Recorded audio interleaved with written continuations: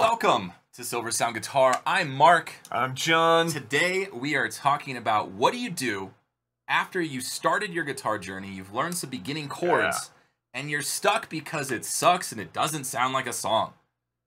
I think I've been there. I've been there before. Absolutely. Okay? Absolutely. You've got a handful of chords, and this is kind of something I wanted to talk to you about. We've had this conversation off camera many times. Like for me, when I was trying to learn rhythm stuff, I kind of just had to listen. It just, no fault of my teachers or anything like that. It was just me trying to figure it out. Plus, when you listen to different music, and like, you know, teachers, it's like that's just happened. Like generational gaps happen, right? And my teachers didn't listen to the stuff that I liked. And I thought that that was because, ooh, well, you're just not into that rhythm. And ooh, but you find out that like the stuff you listen to might be too advanced for your ear. Yeah, so you don't necessarily develop good rhythm habits with that. Oh yeah, see, that's a good point too. And essentially, like for me, the reason I like talking to you about this stuff too is because our approach to it has been a little bit different. Yeah. So for me, it was kind of I struggled to teach it early on because I was like, well, kid, just listen to it. Can't you just like figure it out on your own? Like that's what I did. You coming in here asking me for a lesson, like when you get experience with teaching, you know, and you've been a teacher for a while or an educator, or however you want to look at this, right? There are things that you learn that younger you made mistakes on, and one of them is understanding, you know, that people learn differently. Okay, and I think it's obvious to say that, but it's not obvious to teach that. Okay, the second thing would be that you're gonna realize that some stuff really sticks and some stuff just sucks. And it's time to just get rid of that, you know? Like, it's not working. Why are we still doing it, you know? Right. And so, from a rhythm perspective, like, what are some of the key things that you like to do with your students to just help develop that sense of rhythm? Okay, so this is boring. I'm not even going to... Full disclaimer. Oh, I know where you're going with Full disclaimer. Full disclaimer. Yes, it is. I think that it is super important for you to count. Yep, absolutely. Oh, my God. And I mean... It can be as boring as you know, busting out a metronome and being like 1, 2, 3, 4. I mean, honestly, you probably should, to tell you the truth. I know, like, so here's the thing. I know. Like, look, I know you're all good. I know you guys out there are oh, I'm so good at rhythm, I don't need that. Yeah. But that's not true. I can't tell you how many times I have recorded a band, recorded an artist where they're like, I got this. Oh, man. And they sit down and they go to play drums, like a drummer sits down and they can't keep time. And I'm like, ooh, that feels real bad. I can't tell you how many times I've sat down with my own recordings and gone, well, crap. Wow. I'm rushing those 4 measures and I'm dragging the next 4. Right. So, you know, recording too is a separate thing, and we'll talk about that at some point on our channel. Being prepared for how to record, I think, is going to be something that we'll bring up. But you have to have a good foundation to start with. And that good foundation is understanding, what is the guitar set up with? Well, when you've got your pick and you understand how this works, right? How do you use this? You've only got a couple of ways. One's down and one's up. Yeah, that's pretty much it. I mean, I suppose you could stab at it. Yeah, I mean, that doesn't really work. That doesn't help. So one way to think about this, and this is what I do with my students, is we sit down and we'll play to a drum beat or a metronome or whatever you have access to, okay? Yeah. I have more stuff than you do, and so it might be more fun here, but I want it to be something that you can take home, okay? So if it's just an app and you've got a metronome, do that. That just holds time, okay? And what you end up practicing is start off simple. Start off with a whole note, like... I think understanding these things are big. There's so many guitarists I meet that can play, but they're like, I'm like, can you count that? And they're like, what? Yeah. And they just like, just dead stare. Like, what are you talking about? And I'm like, are you serious right now? Like, I distinctly remember a lesson where I had to strum, like it was almost the entirety of the lesson, strum whole notes in time with a metronome. So not even a backing track, just whole note strumming. And that's exactly where you should start. That's exactly where you should start, guys. You should start by going 1. And so, what's a whole note, Jon? So I guess that depends, Mark. What's the time signature? So yeah, without going down the rabbit hole, right? Okay. Let's pretend we're doing just okay. So in straight up 4/4 time, which is where you're gonna play most of your stuff, right? Unless you're super into like prog metal or math rock, which both of us are, right? But that's not this kind of a lesson. So this is keeping it simple. Beginning, intermediate players. Okay, if you're an advanced player and you can't count, you've got more problems to deal with. Yeah. All right. This is for those of you who are trying to figure out what to do when you're starting this guitar journey, and you're just like, I don't know, dude. So the whole note is essentially in 4/4 time. That thing is going to get 4 beats. And so that would be the equivalent of just strumming a chord and going 1, yeah, let's 2, look at this. 3. Yeah, so just like that, I'm just gonna grab this like super simple 2-note. Ignore the 7-string here. 2-note G chord, and I'm just gonna go. Yeah, of course, 7-string, right? He brings the 7-string for every one of our videos, all guys. Right. So just like that. So if I were to strum that chord, 1, 2, 3, 4. And then the next thing I might want to do is divide that whole note into 2 halves, which is called a half note. Wow, what a surprise. Weird. That's so weird. So each one of those then gets 2 beats. So we'd have 1, 2, 3, 4. Okay. Right. And then finally, we can divide that again into what we call a quarter note. At least here in the United States, we call it a quarter note. So, and then we're going to go 1, 2, 3, 4 for each one of those. So we'll start with just those. I would take it a step further, by the way, and I know I'm gonna freak you out with this. I think counting 8th notes is completely acceptable for anybody. Yeah, absolutely. Yeah, why not? Why not? So 8th notes. Big thing here, you're gonna want to make sure that you're down on the numbers, up on the end. So which is exactly why I love this. So when we're counting, right, we're gonna count 1 and 2 and 3. So and that's weird, but it's good to get used to it right away. And I would suggest counting out loud. Okay, absolutely. You don't need to sit here. You don't need to sit down and do something like this, right? You don't need to sit down and go, oh, okay, cool. Well, I'm gonna get a metronome, right? We don't need to necessarily play with something like this right away. You know what I mean? Like, you don't need to sit down and go, okay, cool. I'm gonna do this. I suggest that you do. Absolutely. But for the purpose of this video is just to get the point that you should practice in time, okay? John, do you count out loud when you do this? Yes. Well, I mean, it depends. Maybe not always. Now. Maybe not now. I definitely recommend, like, as you're working on this stuff, do that. And not only that, like, when you're playing, think about the motion of your arm. Tap your foot, move your body, bob your head. Like, when I'm playing funk stuff, I look like a chicken. I'm not gonna lie. Like, my head's kind of like back and forth like this. And so, yeah, when you get those kind of... But you get those sorts of rhythms. Here's the thing. Yeah. There is different, different people handle counting that rhythm differently. Like, they'll subdivide different things for different parts of their body to do. And so that's okay. You know what I mean? That's totally okay. You'll see, the mouth thing. Yeah. And that's just part of it, okay? As an entertainer from the entertainment side, I trained myself to avoid that kind of stuff early on because I would rather be grooving. Yeah. Like this and humming to myself when I'm playing the notes so I can hear it than going.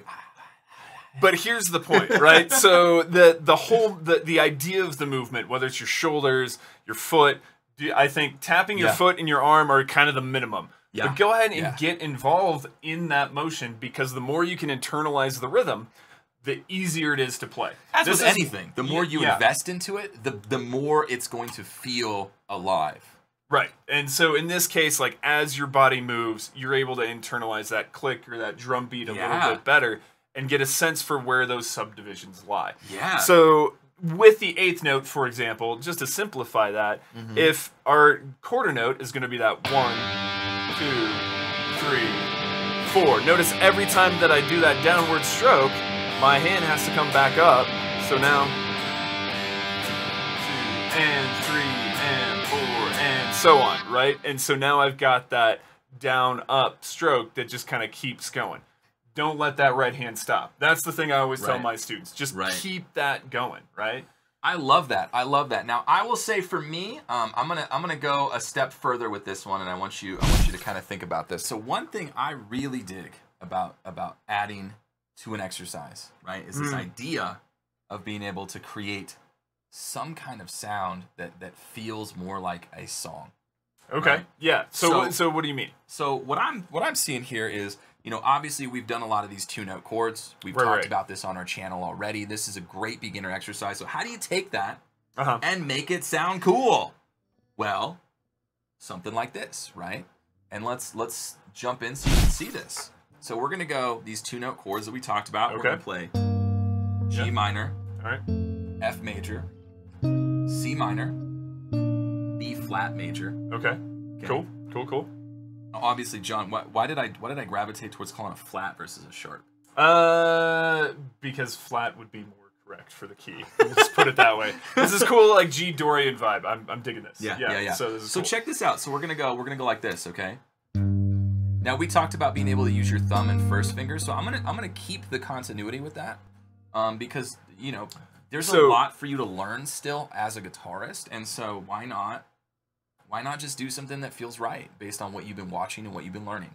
Yeah. Cool. Let's go ahead and jump into it.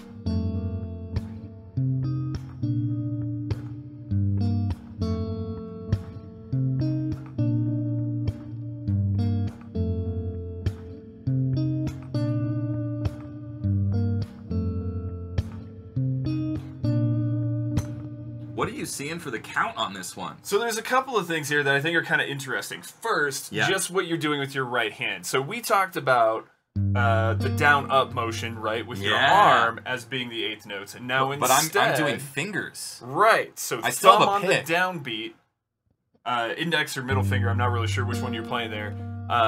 Index finger. Okay. So index finger being your and or your upbeat. Yeah. So you're starting at that 1 and 2, and then what happens next, right? So, that's kind of interesting. So now instead of playing straight eighth notes like we talked about, or I was talking about there with that down up, now you're landing on that next chord on an upbeat. Yeah. So that's Now the count for this one, we talked about the best way. A lot of people, because it's faster, are probably going to go 16. Yeah. Okay. But I think it's safe to say, I think it's eighth notes because you have that essentially 1 and 2 and when you're So 1 and 2 and 3. Yep, exactly. 4 and and then that kind of like holds out until you get to the next. Holds out until you get to that C, and then you repeat the pattern. So the other thing that's kind of cool about this is it's still just one rhythm pattern. It's one rhythm pattern, right? And I think it's not confusing. Yeah, well, I think a lot of times when we see things like this or chords are moving up and down the fretboard, it's like you think that there's got to be something else. Yeah. But I think a key thing to understanding rhythm is it's a pattern. Like anything else. Like this chord progression, the chord progression is a pattern. Right. So is the rhythm. We're just putting these two patterns together. So we see this is an eighth note pattern utilizing 2-note chords, super basic, but sounds super modern. Sounds like everything you probably hear right now on the radio, which is crazy. Okay? John. Yes, sir. What do you got for an eighth note pattern for us? Let's kick it up a little bit. Let's make something not as clean. Not as clean. There we go. That's what I'm talking about. I think a cool one, these are other 2-note chords. These are kind of open 2-note chords. Really popular with like AC/DC stuff, right? Okay. So right there, I've got this like G chord here that I was looking at earlier. Then jump into this D, and really what I'm kind of doing with these two fingers, I'm cheating a little bit and making sure that high E string kind of gets muted, right? So when I strum all the way through it, so you can be lazy. Just rest your finger on it. Just like that. And then from there, I've got going back to that A right there. So those are the three chords, kind of this.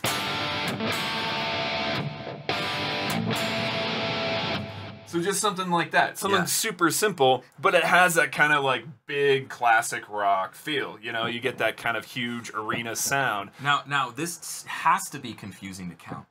This has to be hard. Has to be. So yeah, really all that is that's just kind of coming in on that 1, 2, and what I like to do, so same rhythm, right? But what's happening here, what I'm kind of doing there in my right hand is when I do that, I kind of, that comes down as a mute. So I'm still moving my right hand. It doesn't stop. So when you see that, like you can see that down, and then I'm coming back up on that upstroke, still on the and of 2. So what happens is I have that down, and my hand kind of comes up, and then down in order to get that, you get that nice like chunky mute. Yeah. And then pulling back up on the end of 2. So essentially just that 1, 2, and. That's cool. That's super cool. And it's super common. Like all the time you're gonna hear that. Just stuff like that, right? You know, I mean, like, what is that? Like Summer of '69, right? Like that's what it is. That is crazy. Two separate examples utilizing eighth notes. Yeah. Same rhythm even. Right? Same rhythm, like straight up same rhythm. Emphasis on that upbeat of 2. Yeah. Which can be really tricky, which is why I like that kind of that chunk downward, so you're still hitting the strings on that 2, but you pull up on the and it just makes that awkward rhythm of trying to hit the and of 2 a little bit easier. We hear that in so much music. Oh yeah, all the time. That syncopated emphasis on the offbeat, like that's part of rock and roll. What does syncopation mean, John? Just kind of that emphasis on the different sections of a beat. So it doesn't necessarily have to be on the downbeat. There you go. Cool. Yeah. So fancier. That's one thing you'll notice is like a lot of music and music theory. It's fancier words. You know what I mean? So we can pull that back and just be like, dude, it's different rhythm. Easy. Yeah. Yeah. There you go. But you know what's really cool about this? If you had a student that practiced these 2 exercises, how well do you think their rhythm chops would be just by doing this? And maybe let's just say every key, they just grab a couple of chord progressions like this. Yeah. You know, I think especially a rhythm like this, once you can learn how to get those off beats and emphasize them well, you're off to the races. Because you've kind of figured out where eighth notes go, and then you can figure out how to insert those in between. And a 16th note pattern is just really the same thing in a different context. And sometimes I think people get a little confused or worried, like, oh, 16th notes is so fast. It's like, no, you're already playing the same rhythm. You just have to put it into the context of a 16th note, because same thing, 16th notes are just down, up, down, up. And so that's the same as 4 eighth notes put together. Go. So, you know, it's just a matter of how you frame it, I think. That's kind of the big thing. Well, we want to thank you guys for joining us on our intro rhythm and beginning chords. Yeah. Right? Hopefully there's something that you can take away from this. If there's something that you want us to cover, let us know in the comments. Also, I'd like to see you guys hit that like. Give us a subscribe if you're not here. Join us on your guitar journey, and hopefully we can help you get a little bit better as well. We'll see you guys next time.